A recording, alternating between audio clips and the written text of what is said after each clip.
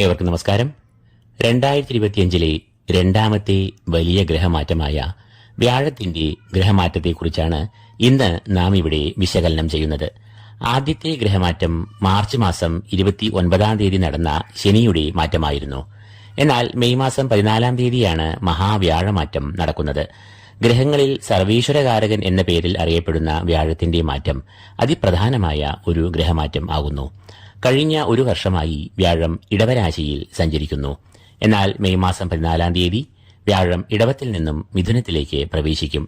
തുടർന്ന് ഒരു വർഷക്കാലം വ്യാഴം മിഥുനരാശിയിൽ സഞ്ചരിക്കുകയും ചെയ്യും.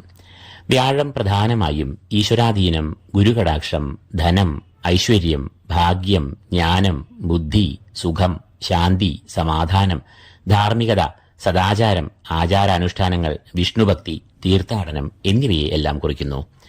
വ്യാഴം അനുകൂലനായാൽ സർവകാര്യ വിജയം, സർവാഭീഷ്ടസിദ്ധി, ധനധാന്യ സമൃദ്ധി, കളത്രസുഖം, സന്താന സൗഖ്യം, മറ്റുള്ളവരുടെ ആദരവ്, ഈശ്വരാരാധനയിൽ താൽപര്യം, കർമ്മപുഷ്ടി, ശരീരസുഖം, മനസ്സുഖം, വ്യവഹാര വിജയം, കീർത്തി എന്നിവയെ എല്ലാം നൽകുന്നു.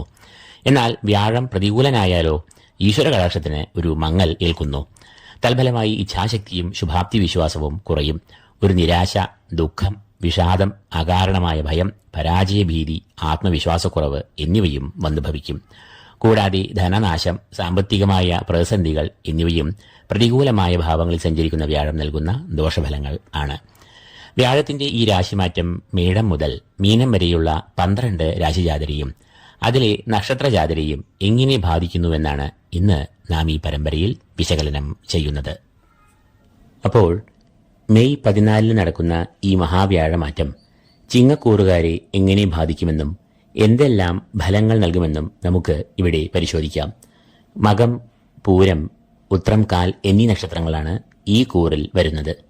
ഈ കൂറുകാർ ശരിക്കും ഈ വ്യാഴമാറ്റത്തിലൂടെ കുതിച്ച് ഉയരുക തന്നെയാണ് എന്ന് നിസ്സംശയം പറയാം. കാരണം ഈ കൂറുകാർ കഴിഞ്ഞ കുറേ കാലങ്ങളായി വളരെയധികം കഷ്ടതകൾ അനുഭവിച്ച് വരികയായിരുന്നു. ശരിക്കും ചിറകുകൾ അരിഞ്ഞ ഒരു പക്ഷിയുടെ അവസ്ഥ എന്ന് വേണമെങ്കിൽ പറയാം. അതിനുള്ള കാരണം കൂടി കേൾക്കുക. ശനി ഈ കൂറുകാർക്ക് കണ്ടകശനി ദുരിതങ്ങൾ കഴിഞ്ഞ 2.5 വർഷക്കാലമായി വിതച്ച് വരികയായിരുന്നു. അതും കേന്ദ്രഭാവവും കളത്രഭാവവുമായ 7ാം ഭാവത്തിൽ.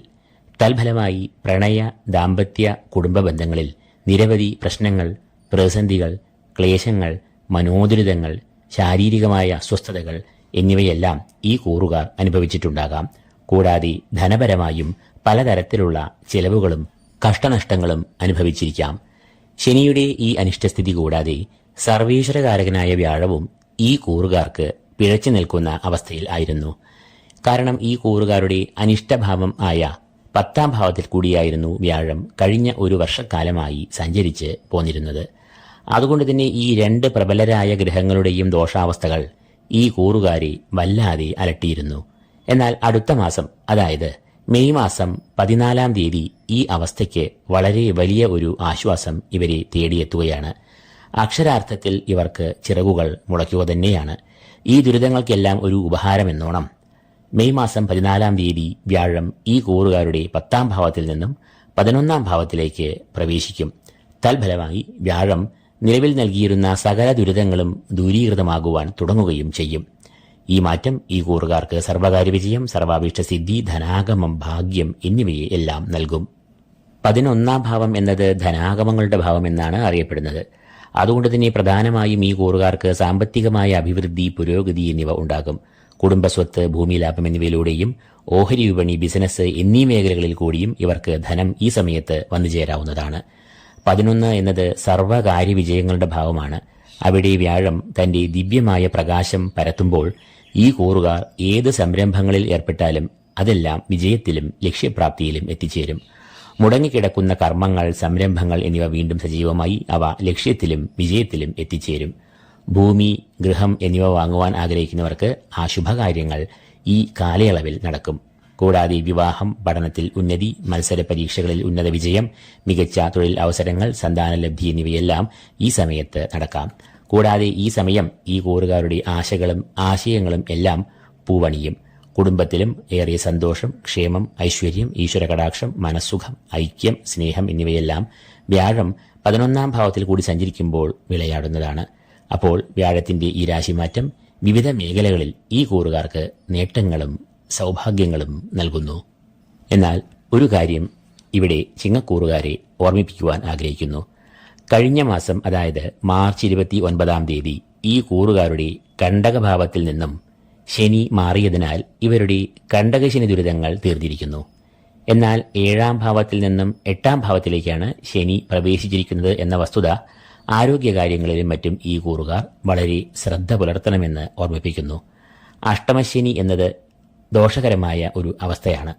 എന്നാൽ പൊരിവെയിലിലും ഒരു വടവൃക്ഷം തണൽ നൽകുന്നത് പോലെ ഏറ്റവും അഭീഷ്ടദായകനായ വ്യാഴം ഈ കൂറുകാർക്ക് സുരക്ഷ നൽകും.